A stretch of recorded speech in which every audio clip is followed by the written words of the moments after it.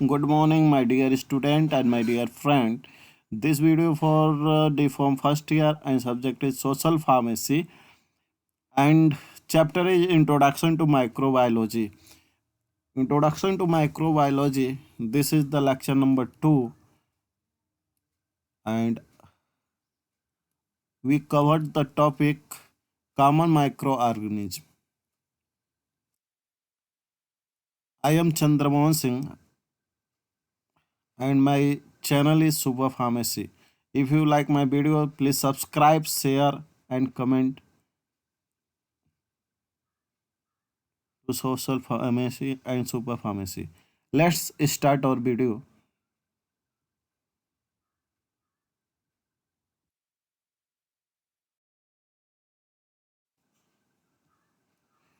Father of microbiology देखते हैं तो फादर ऑफ माइक्रोबायोलॉजी आपका Antonie van Leeuwenhoek a father of microbiology हैं। इसी माइक्रोस्कोप के थ्रू इन्होंने बैक्टीरिया का खोज किया था। Antonie Philips van Leone hoc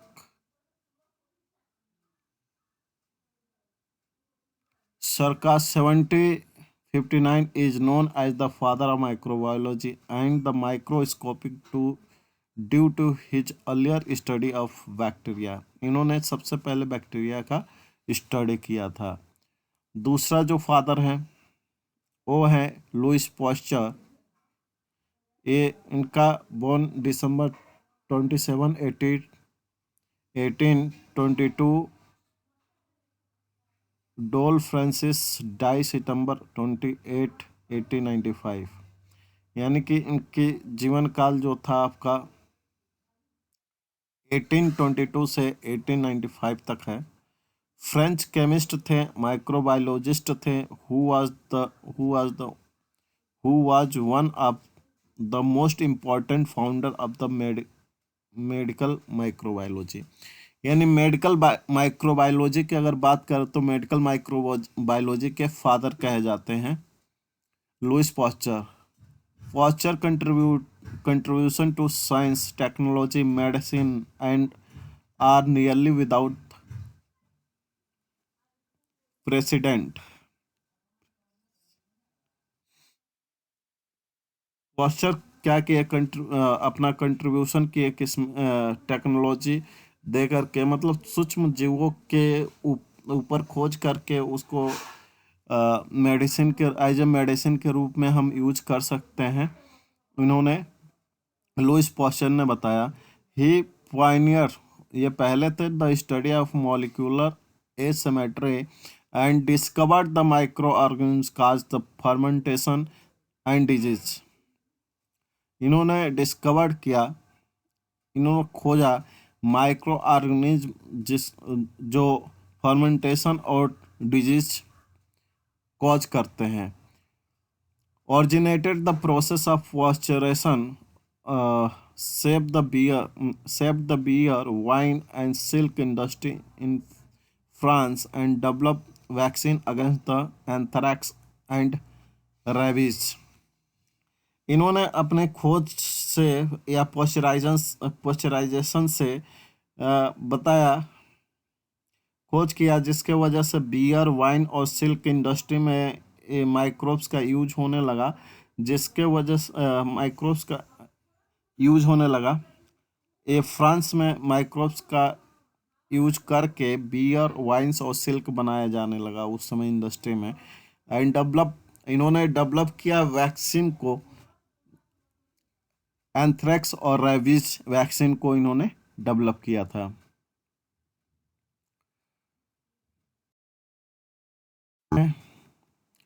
तो बैक्टीरिया के बारे में पढ़ते हैं। तो बैक्टीरिया क्या होता है? तो बैक्टीरिया देखिए कुछ ऐसे होते हैं, अलग अलग शेप में होते हैं बैक्टीरिया, यूनिसेलुलर होते हैं।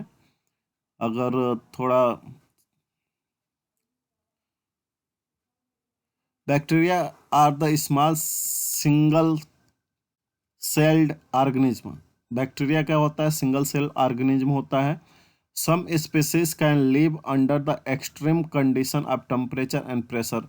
इसमें से कुछ स्पेसीज जो होते हैं, कुछ बैक्टीरिया जो होते हैं वो एक्सट्रीम कंडीशन ऑफ टेम्परेचर और प्रेशर में भी रह सकते हैं। Most bacteria in the body are harmful and some are even helpful. हमारे शरीर में बहुत सारे बैक्टीरिया जो होती है वो हार्मफुल होते हैं और बहुत सारे बैक्टीरिया जो होते हैं वो हेल्पफुल होते हैं। Relatively small number of species causes disease, और इस जो होते हैं जो small number of disease species होते हैं जो बीमारियां पैदा करते हैं। बैक्टीरिया और micro organism that come in the various shape.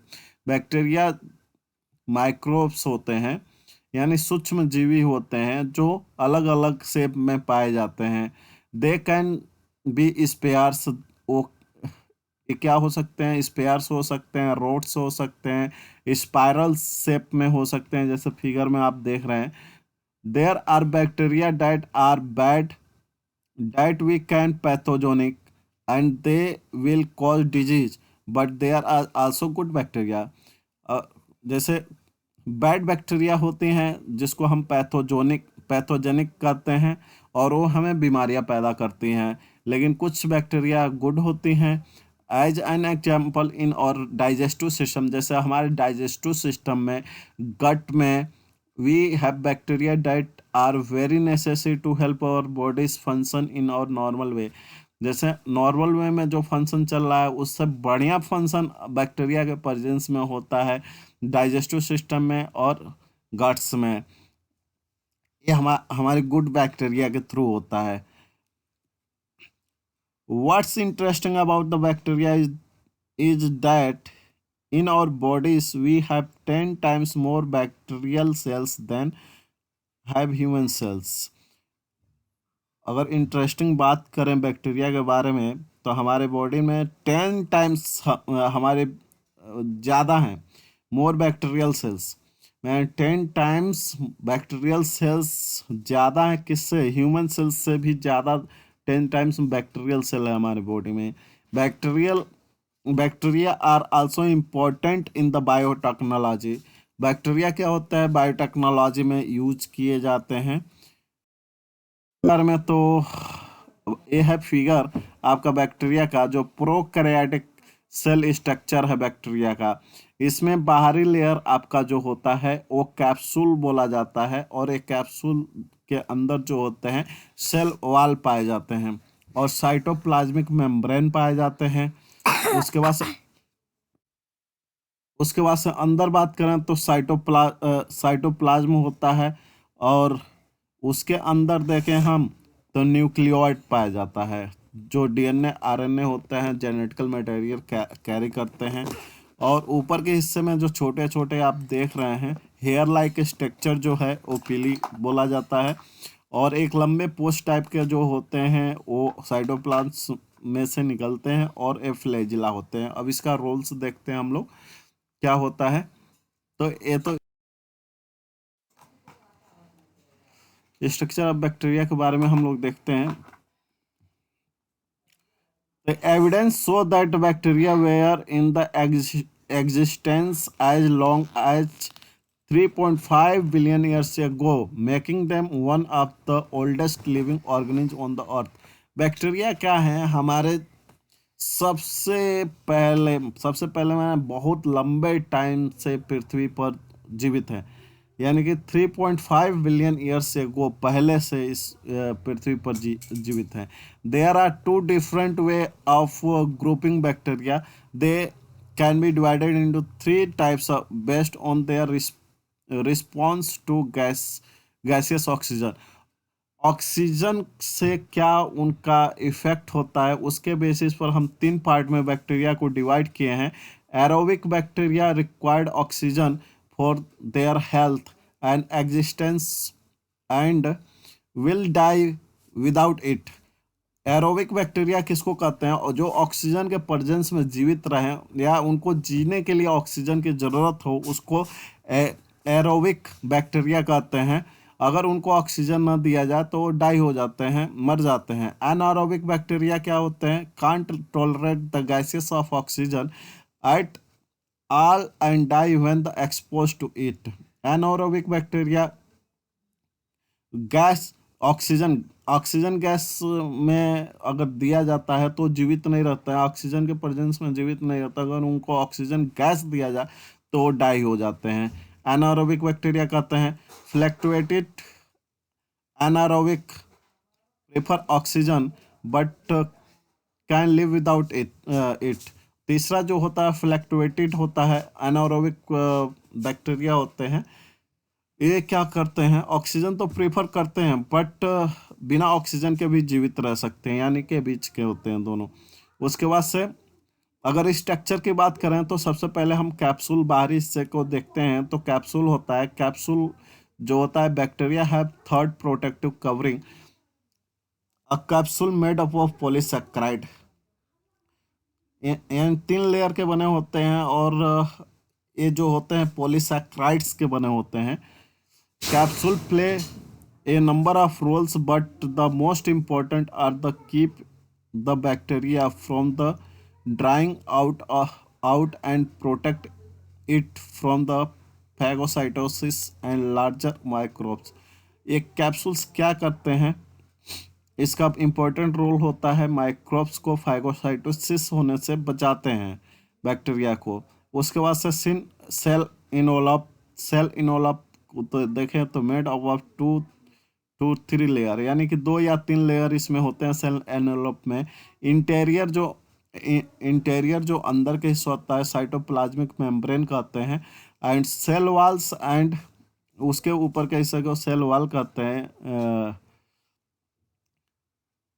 Interior cytoplasmic layer के ऊपर आपका सेल वॉल होता है। In some species bacteria and another outer capsules होते हैं, बाहर हिस्से में कुछ बैक्टीरिया के। आगे हम लोग देखते हैं तो सेल वॉल जो होता है बैक्टीरिया का, each bacterium is included by the rigid cell wall composed of the peptidoglycan and protein sugar, यानी कि पेप्टिडोग्लाइकेन या प्रोटीन शुगर जिसको पॉलीसैकेराइड बोला जाता है, उस मॉलिक्यूल्स को सेल वॉल बने होते हैं आपका। The wall gives the cell its shape and surround the cytoplasmic membrane protecting from the environment। ये क्या होते हैं, सेल वॉल्स क्या करते हैं, तो सेल वॉल जो बैक्टीरिया का आपका शेप और साइज देते हैं, उनका स्ट्रक्चर प्रोड्यूस करते हैं और साइटोप्लाज्मिक मेम्ब्रेन को प्रोटेक्ट करते हैं इन्वायरमेंट मतलब बाहरी दुनिया से।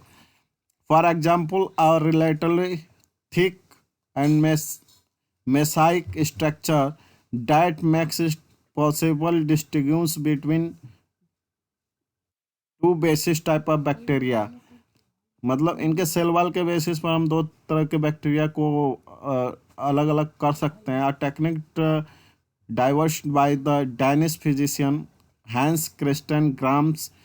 डायनिश फिजिशियन हैंस क्रिस्टियन ग्राम जो थे 1884 में, इन्होंने बैक्टीरिया का खोज किया था कि 2 तरह के बैक्टीरिया होते हैं। यूजेज स्टेनिंग, और ये क्या यूज करके किए थे, स्टेनिंग सिस्टम के थ्रू किए थे। Washing technique differentiate between 2 forms, यानी बैक्टीरिया के 2 फॉर्म्स बताए थे स्टेनिंग सिस्टम के through. When the expose to the gram stain, gram positive bacteria retain the purple color of the stain because the structure of their cell walls traps the dye। तो जब हम staining करते हैं तो उसमें हमारा purple colour आता है, तो पर्पल कलर आने की वजह से ग्राम पॉजिटिव बैक्टीरिया के रूप में इसको जाना जाता है। उसके बाद से in gram negative bacteria the cell wall is thin and release the dye readily when washed with the alcohol and acetone solution. जब हम ग्राम नेगेटिव बैक्टीरिया जो होते हैं वो क्या शो करते हैं, तो उनका सेल वॉल जो होता है पतला होता है और release the dye readily when the wash with the alcohol और एसीटोन से करते हैं, तो वो डाई आपका होता है जिसकी वजह से ग्राम नेगेटिव बैक्टीरिया में उसको डाला गया है। उसके बाद से साइटोप्लाज्म की बात करें तो साइटोप्लाज्म क्या होता है, तो साइटोप्लाज्म आर द प्रोटोप्लाज्म, इसको प्रोटोप्लाज्म भी बोला जाता है, of the bacteria cell is where the function for the cell growth, metabolism and replication are carried out. तो साइटोप्लाज्म में ही सारा फंक्शन आपका होता है बैक्टीरिया का, जिसके वजह से उनका सेल का ग्रोथ होता है, मेटाबॉलिज्म होता है, रेप्लिकेशन होता है, रेप्लिकेशन डीएनए आरएनए का होता है। It is a gel like matrix composed of water. ये जेल लाइक मैट्रिक्स होते हैं, जेल लाइक जेली साइटोप्लाज्म होते हैं। साइटोप्लाज्म को अगर देखें तो इसके जेल टाइप के होते हैं, और एक कॉम्प्लेक्स होते हैं, किसके कंपोज्ड होते हैं, इसमें क्या क्या होते हैं, तो वाटर पानी होता है, एंजाइम्स होता है, न्यूट्रिएंट होता है, वेस्टेज होता है, गैसेस होता है, and contain cell structure such as ribosomes होते हैं, क्रोमोजोम्स होते हैं, एंड प्लाज्मिड होते हैं। अब इसके आगे की बात करें हम लोग तो cytoplasmic membrane a layer of phospholipids proteins. जो साइटोप्लाज्मिक का जो लेयर होता है वो क्या होता है, फास्फोलिपिड से बने रहते हैं।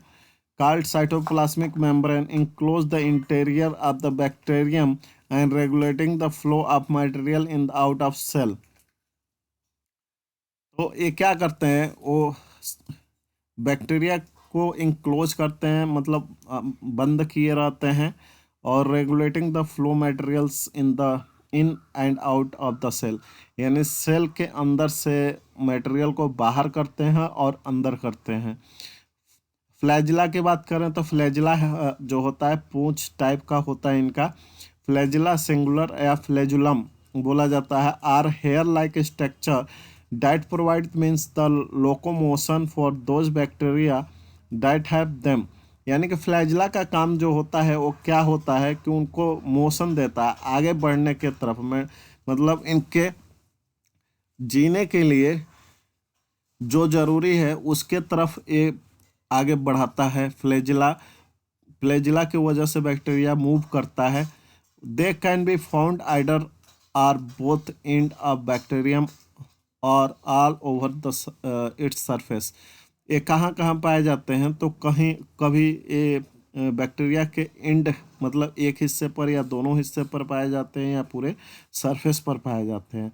Flagella bits in the propeller like motion to help the bacterium move towards nutrient, यानी न्यूट्रिएंट की तरफ ये फ्लैजिला जो होता है उनको मूव करता है, and away from toxic chemicals, यानी कि जो उनको नुकसान पहुंचाने वाले केमिकल्स हैं उससे दूर भागता है, और न्यूट्रिएंट की तरफ बैक्टीरिया को आगे बढ़ाता है। और in the case of photosynthetic cyanobacteria towards the light. Photosynthesis की बात करें, यानी सूर्य के प्रकाश में जो क्रिया होती है फोटोसिंथेसिस, उसमें क्या करते हैं साइनोबैक्टीरिया जो होते हैं उसको फ्लैजिला ही लाइट की तरफ मूव करता है। न्यूक्लियोइड्स की बात करें तो न्यूक्लियोइड जो होता है, the nucleoid is the region of cytoplasm where the chromosomal DNA is located. यानी कि जो एक डीएनए का स्ट्रक्चर होता है, यानी क्रोमोजोम्स का स्ट्रक्चर जो होता है वो आपके साइटोप्लाज्म में होता है, जिसको हम न्यूक्लियोइड बोलते हैं। ये न्यूक्लियस की तरह नहीं होता है, लेकिन न्यूक्लियोइड होता है। Most bacteria have the single circular chromosomes that is responsible for the replication, although few species do have the two or more। ये इसकी रिस्पॉन्सिबिलिटी बैक्टीरिया जो होते हैं वो क्या करते हैं, क्रोमोजोम्स की वजह से इनका डीएनए का रेप्लिकेशन होता है, और एक स्पेसीज से दूसरे स्पेसीज में ये बदलते हैं, मतलब इनकी कॉलोनी बनती है या इनका ग्रोथ होता है रेप्लिकेशन के थ्रू, जिसमें न्यूक्लियोइड की जरूरत होती है। ये देखते हैं हम लोग तो पीली का देखते हैं, पिलाई भी बोलते हैं इसको। Many species of the bacteria है पिलाई, जिसको हम सिंगुलर पाइलस बोलते हैं। Small hair like protection emerging from the outside of surface, यानी कि सरफेस के बाहर बैक्टीरिया का छोटे छोटे हेयर लाइक स्ट्रक्चर होते हैं, उसको पिलाई बोलते हैं। This outgrowth assist the bacteria in the attaching to other cells and surface such as teeth, intestine and rocks। ये क्या करते हैं, बैक्टीरिया दूसरे से अटैच होते हैं पिलाई के थ्रू, जैसे कि outgrowth assist the bacteria in the attaching to other cells, या दूसरे सेल से अटैच होते हैं या किसी सरफेस से अटैच करते हैं, जैसे जैसे टीथ पर, इंटेस्टाइन पर एंड रॉक्स पर।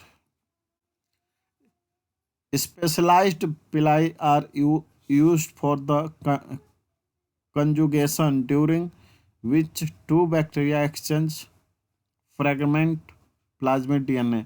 और ये जो पिलाई होते हैं, दो बैक्टीरिया आपस में जोड़ करके अपना जो फ्रैगमेंट मतलब एक्सचेंज करते हैं डीएनए के प्लाज्मिड को, ये आपस में जोड़कर पिलाई जोड़ने की वजह से होता है। राइबोसोम्स की बात करें तो राइबोसोम्स आपका बैक्टीरिया में पाया जाता है। Ribosomes are the microscopic factory found in the cell including bacteria. ये बैक्टीरिया के सेल में पाया जाता है, ये फैक्ट्रीज के रूप में काम करता है। They translate the genetical code from the molecular language of the nucleic acid and to that of the amino acid, the building blocks of the proteins। तो आप राइबोसोम्स को जानते हैं कि प्रोटीन की सिंथेसिस करता है। तो एज पर जेनेटिकल मटेरियल के जेनेटिकल इंफॉर्मेशन के थ्रू ये क्या करता है, जेनेटिकल मटेरियल के इंफॉर्मेशन के थ्रू प्रोटीन के उसी के हिसाब से सीक्वेंस को बनाता है, उसके हिसाब से आपकी बैक्टीरिया की बॉडी डेवलप होती है।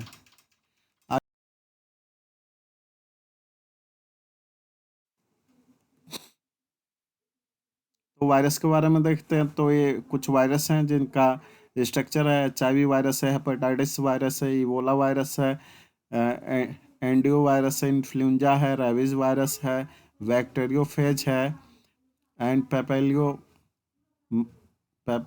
पेपेलियोमा वायरस है, रोटा वायरस है, हर्पस वायरस है। इस तरह के स्ट्रक्चर इनके पाए जाते हैं। एक्चुअली इनका स्ट्रक्चर जो होता है वो ये क्या करते हैं, परजीवी होते हैं, पैरासाइट के रूप में काम करते हैं। जैसे किसी भी लिविंग सेल्स पर जा कर के मिलते हैं तो फिर इनकी जिंदगी शुरू हो जाती है वायरस की। Virus is the simply infectious agent that can multiply only in the living cells of the animals, plants और बैक्टीरिया।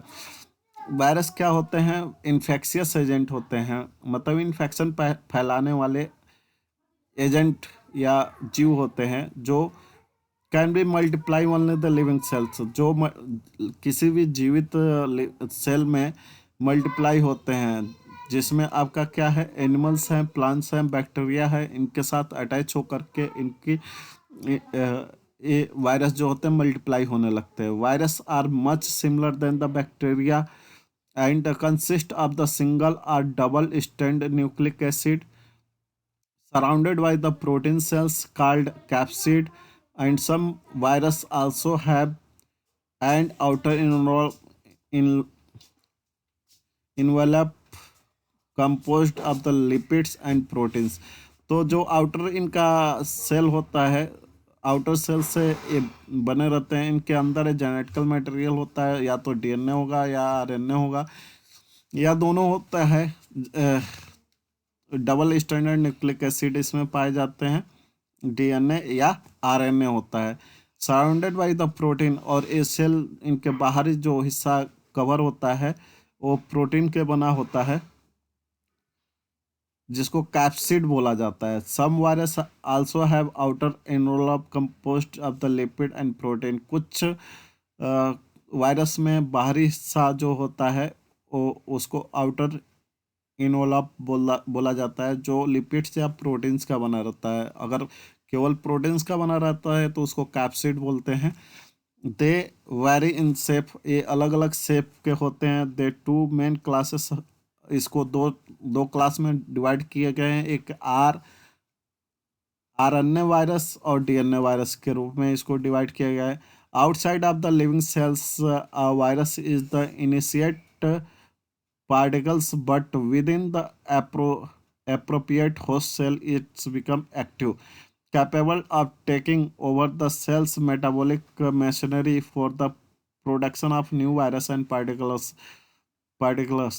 virons.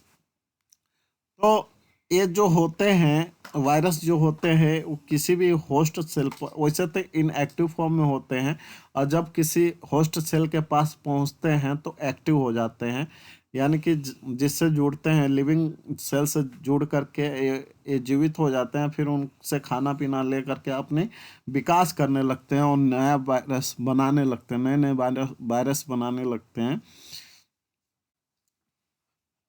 जिसको विरांस भी बोला जाता है. Some animal virus produce latent infections in which the virus persist in the quiet state, becoming periodically active in the acute episode, as in the case of herpes simplex virus. कुछ animal virus जो होते हैं, animals में जो virus पाए जाते हैं वो बहुत लेटेंट इन्फेक्शन प्रोड्यूस करते हैं या इन्फेक्शन ज़्यादा प्रोड्यूस करते हैं, in which the virus persist in the quiet state, becoming the periodically active in the acute episode. और बार बार ये अपना एपिसोड मतलब बार बार इनमें जो होता है चेंजेस होता रहता है. जैसे कि आपका हर्पेस सिम्प्लेक्स वायरस होता है. An animal can respond to the viral infection in the various way, including fever, secretion of interferon, and attacked by the immune system. Animal an animal can be respond to virus infections. Animal जो होता है virus infection animal में बहुत तरह के होते हैं, जिसके वजह से आपका क्या होता है, फीवर होता है, सेक्रेशन ऑफ इंटरफ्रियन होता है, attack by the immuno system कमज़ोर होता है. Many human disease including influenza, the common cold, AIDS, कोविड-9, as well as many economically important plant and animal disease are caused by the virus. बहुत सारे बीमारियां जो होती हैं वायरस से होती हैं, जैसे कि इन्फ्लुएंजा हो गया, कॉमन कोल्ड्स हो गए, एड्स हो गए, कोविड-19 जो कोरोना इस समय है, as well as many economical important of the animal disease. बहुत सारे एनिमल डिजीज जो होते हैं वो किसके वजह से होते हैं. तो आगे हम लोग देखते हैं स्ट्रक्चर ऑफ वायरस. तो इसमें क्या होता है, इन्फ्लुएंजा वायरस का आपका स्ट्रक्चर है, इसमें बाहरी हिस्सा जो होता है प्रोटीन स्पाइक का बना होता है, अंदर जो होता है जो स्पायरल आग के स्ट्रक्चर है उसको आरएनए बोला जाता है, और किससे कवर होता है, इनोलॉप्स कवर होते हैं. कैप्सिड इनका जो होता है वो प्रोटीन का बना होता है, इनके अंदर के मटेरियल जो होते हैं कैप्सिड से कवर होते हैं. ये बैक्टीरियोफेज है. बैक्टीरियोफेज मतलब क्या होता है, बैक्टीरिया और वायरस मिलकर बैक्टीरियोफेज बनाते हैं. बैक्टीरियोफेज होता है, इसका हेड होता है, हेड में आपका डीएनए मटेरियल होता है, उसके बाद से नेक होता है, टेल होता है, उसके बाद से बेस प्लेट होता है, एंड टेल फाइबर्स होते हैं. की तो आपका कैप्सिड होता है. Capsid is the protein cells that encloses the nucleic acid with the enclose the nucleic acid, it is called as nucleocapsid. और कैप्सिड जो होता है बाहरी वायरस के हिस्से को कवर करता है, जो प्रोटीन का बना होता है, जिसको न्यूक्लियोकैप्सिड भी बोला जाता है. This cell is composed of the protein organise some units known as capsomers. और जो सेल जो होता है cell is composed of protein organise in some unit. इसके सब यूनिट को हम कैप्सोमर्स भी बोलते हैं. The capsid has 3 function. Capsid का क्या काम होता है, it protect the nucleic acid from the digestion by the enzyme. Enzyme के डाइजेशन से बचाने के लिए आपका न्यूक्लिक एसिड को प्रोटेक्ट करता है. उसके बाद से दूसरा आपका जो होता है contain special site on its surface that allow the virion to attach to the host cell. तो वीरोन को ये क्या करता है, अलाउ करता है दूसरे सरफेस से अटैच करने के लिए. And it's provide the proteins that enable the virion to penetrate the host cell membrane and in some cases to inject the infectious nucleic acid into the cell of cytoplasm. तीसरा काम इसका क्या होता है, capsid क्या करता है, provide protein that enable to virion, जो वैरन जो होता है उसको पेंट्रेट करने के लिए कि होस्ट सेल में वो पेंट्रेट हो जाए, इनका वैरन जो होता है पेंट्रेट हो जाए, जिसके वजह से cell membrane and the some cases, कुछ केसेस में क्या होता है, inject infectious nucleic acid into the cell of cytoplasm. तो दूसरे इन्फेक्शियस यानी होस्ट सेल में इन्फेक्शंस ये करना शुरू कर देते हैं उनके साइटोप्लाज्म के थ्रू। उसके बाद से under the right condition the viral RNA in a liquid substance of the protein molecules will self-assemble a capsid to become a functional and infectious virus. Under the right मतलब बढ़िया condition में क्या होता है, viral RNA यानी कि RNA virus क्या होता है, लिक्विड सस्पेंशन, उनके RNA वायरस के liquid suspension of protein molecules will self assemble capsid become functional and infectious virus, यानी कि इन्फेक्शन हो जाने के बाद क्या होता है, मॉलिक्यूल्स का वेल असेंबल प्रोटीन उनका असेंबल होता है और कैप्सिड को फॉर्म कर लेता है, जिसके वजह से इन्फेक्शियस वायरस आपका शो करने लगता है। देखते हैं इनोलप। इनोलप क्या होता है, many type of virus has glycoproteins envelope surrounding the nucleocapsid.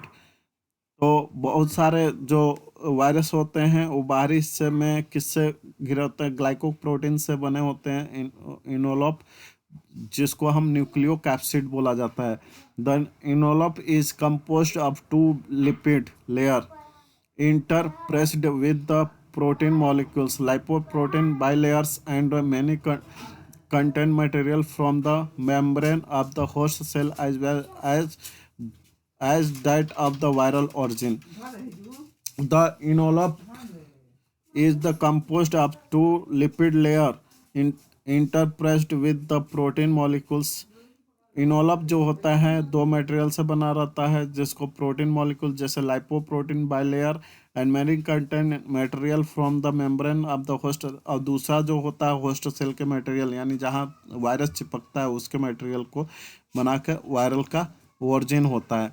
The virus obtain the lipids molecules from the cell membrane during the viral building process. However, the virus replaces the proteins in the cell membrane what its own protein, creating hybrid structure cells derived lipids and virus derived protein. तो जो virus होते हैं host cell से जुड़े रहते हैं उसकी वजह से जो प्रोटीन का फॉर्म होता है और इनके सेल मेम्ब्रेन बनते हैं और इन्फेक्शियस एक काज करते हैं। Many virus also develop spike made of glycoprotein on their envelopes and help them to attach the specific cell surface. बहुत सारे वायरस जो होते हैं वो virus also develop the spike, वो क्या करते हैं, स्पाइक डेवलप करते हैं जो ग्लाइकोप्रोटीन का बना रहता है और ऑन देयर इनोलप, वो उसके बाहरी हिस्से को यानी जिससे वो कवर होते हैं उसको इनोलप बोलते हैं। दैट हेल्प देम, जिसके वजह से स्पाइक के वजह से वो दूसरे सेल के सरफेस पर जा करके जुड़ते हैं। अब इनकी न्यूक्लिक एसिड की बात करें तो just as in the cell the nucleic acid of the each virus enclose the genetical information by the synthesis of all proteins. जैसे इनके सेल की हम बात करें तो इनके सेल के न्यूक्लिक एसिड जो होते हैं virus encodes the genetical information of the synthesis of the, मतलब न्यूक्लिक एसिड के थ्रू इनके अंदर जो होता है प्रोटीन का सिंथेसिस होता है। While the double standard DNA is the responsible for this prokaryotic and eukaryotic cells, only few group of virus use DNA. Most virus maintain all their genetical information with the single standard RN। बहुत सारे जैसा अगर DNA तो DNA आपका responsible होता है उनके cell division में या जेनेटिकल मटेरियल इंफॉर्मेशन कैरी करने के लिए, और जिसमें RNA होता है उस सिर्फ RNA होता है सिंगल स्टैंडर्ड, तो आरएनए वो क्या करता है, जेनेटिकल इंफॉर्मेशन को कैरी करता है। There are two type of RNA based in the most genome. RNA is termed as the plus strand because it acts as the messenger RNA and direct sensitive the translation of viral protein.